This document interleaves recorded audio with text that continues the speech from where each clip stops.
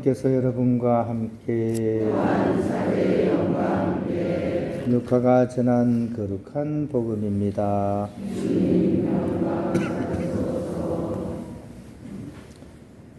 그때 예수님께서 12사도와 함께 산에서 내려가 평지에 서시니 그분의 제자들이 많은 군중을 이루고 온 유다와 예루살렘 그리고 티로와 시돈의 해안 지방에서 온 백성이 큰 무리를 이루고 있었다.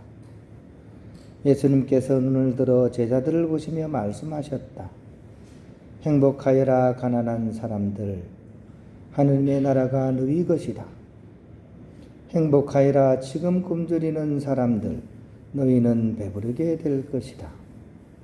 행복하여라 지금 우는 사람들, 너희는 웃게 될 것이다.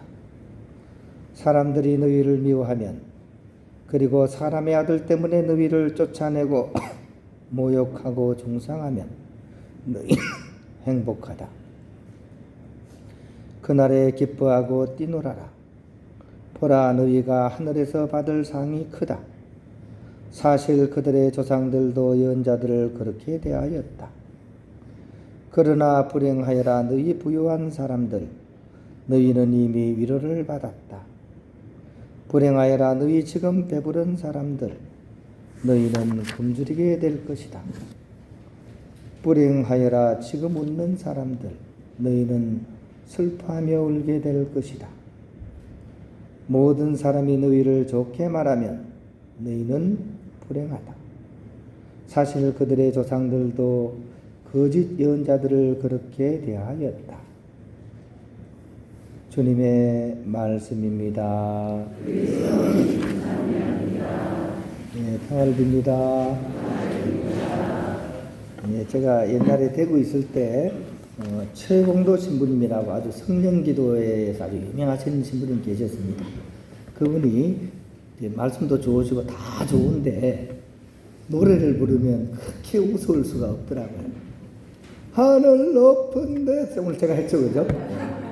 신부님이 노래를 항상 좀 특이하게 하셔가지고 제가 속으로 막 비웃었거든요. 근데 오늘 제가 바로 그 벌을 받는 것 같습니다. 세상에 공짜는 없다, 그죠? 돌고 돌아서 또 제가 또 이런 일을 또 겪게 해서 좀 여러분들 좀 길을 좀 피곤하게 하셨다면 죄송하고, 그렇다고 비웃지 마세요. 여러분들 똑같은 일을 겪을 수가 있습니다.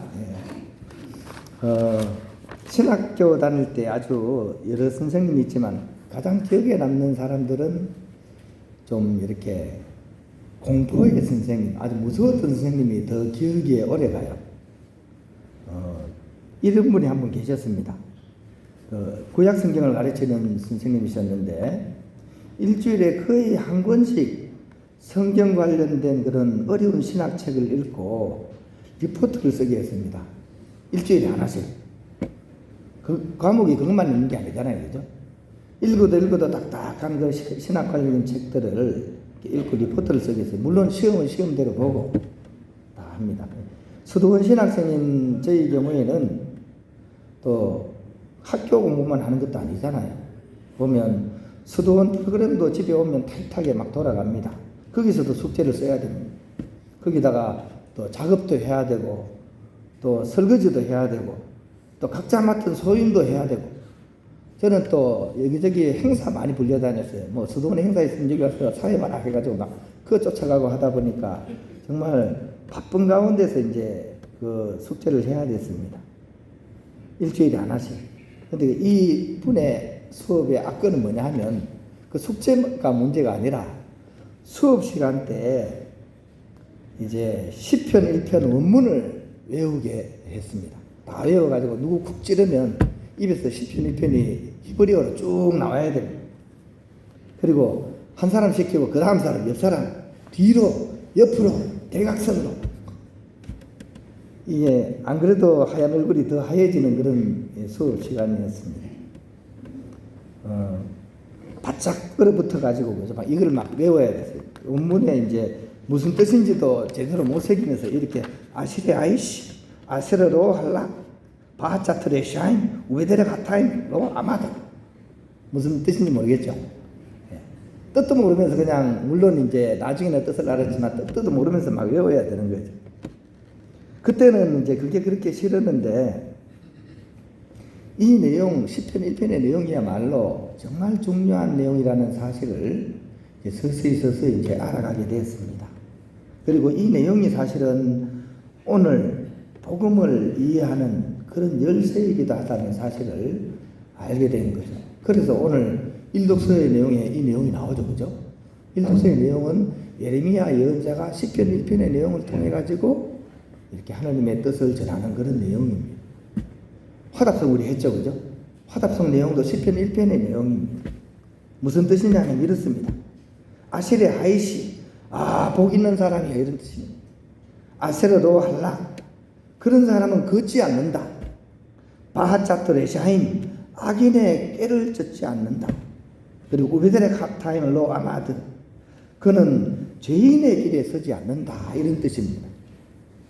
즉 진짜 복 있는 사람은 어떤 사람이냐 하는 걸 얘기하는 겁니다.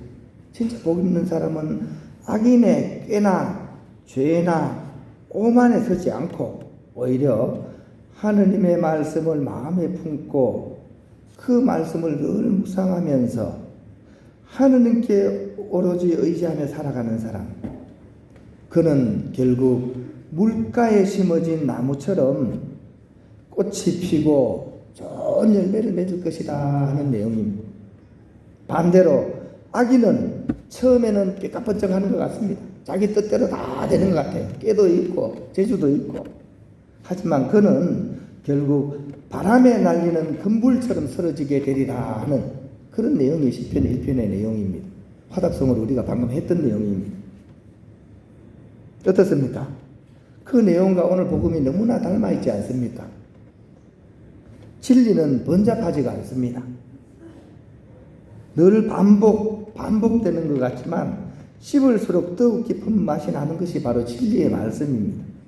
시편의 1편의 말씀은 진리의 말씀이고 오늘 복음의 말씀은 그것을 예수님 시대 때 상황에 맞춰서 해석을 해주시는 겁니다.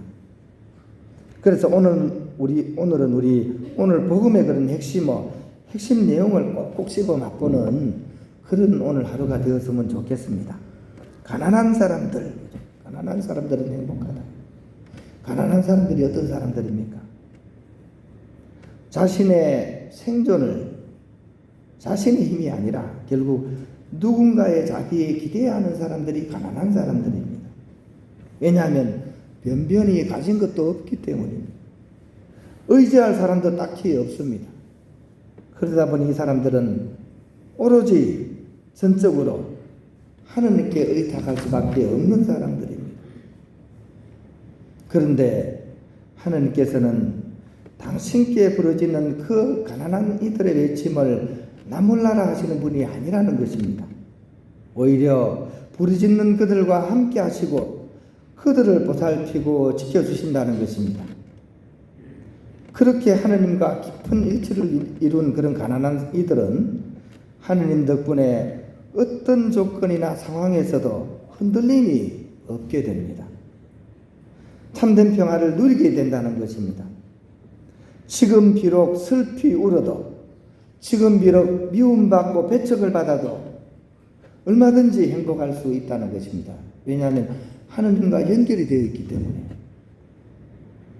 반대로 부유한 사람들, 세상이 주는 즐거움과 보상에 한껏 취해 있는 사람들, 가진 것도 많고 힘도 있기 때문에 세상과 삶을 자기 뜻대로 휘두를 수 있을 만큼 그런 많은 재물과 권력을 갖고 있으니 이들이 굳이 하나님이 필요하겠습니까? 내가 가진 것으로도 충분히 떵떵거리면서 할 수 있는데, 당연히 이들은 하나님께서 주시는 충만한 기쁨과 참된 평화를 누리는데 관심이 1도 없게 됩니다. 하지만 세상에 속한 것들은 반드시 끝이 있습니다. 유한한 겁니다. 또 변질되기가 쉽습니다.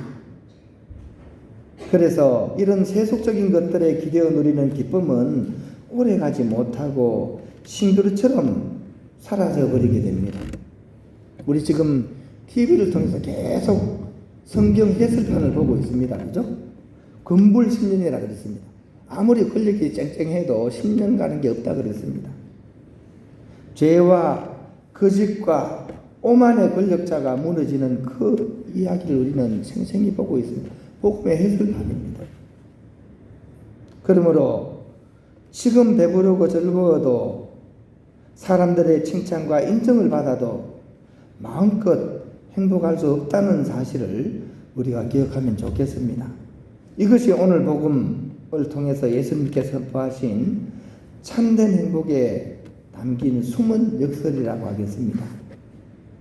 반대로 우리가 살면서 참된 행복을 느끼는 것은 아이러니하게도 시련을 겪을 때, 고통을 느낄 때, 또 가난함 때문에 어려움을 겪을 때, 바로 이 순간만큼은 오히려 그 무엇에도 마음이 갈라지지 않고 하느님만 바라보고 그분께 간절히 손을 내밀게 하는 그런 순간입니다. 바로 그럴 때 하나님께서 주시는 참된 행복을 선물처럼 그렇게 누릴 수 있게 된다는 것입니다. 그래서 내가 지금 가난함을 느끼고 또 내가 고통을 느끼고 어려움을 느낄 때 딴 데 쳐다보면 안 됩니다. 바로 하느님을 쳐다봐야 됩니다. 그분께서는 당신의 사랑의 손길로서 우리의 손을 잡기 위해서 손을 내밀고 계십니다. 오늘 복음의 전조국이었던 시편 1편 1절의 내용은 오늘 일단 우리가 한번 원문으로서라도 한번 기억을 하면 좋겠습니다. 저를 한번 따라 하시면 좋겠습니다. 우리 제 선생님처럼 지적은 하지 않겠습니다. 아실의 아이시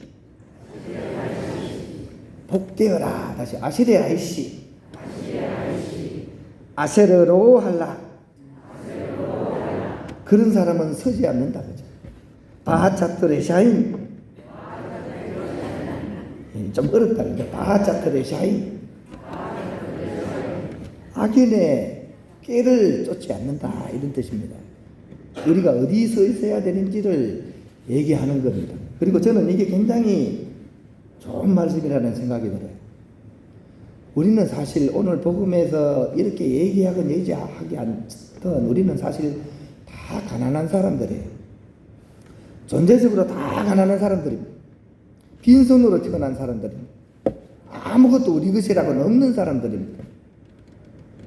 그런 우리들이 서야 될 자리가 뭔지를 알려주는 거죠.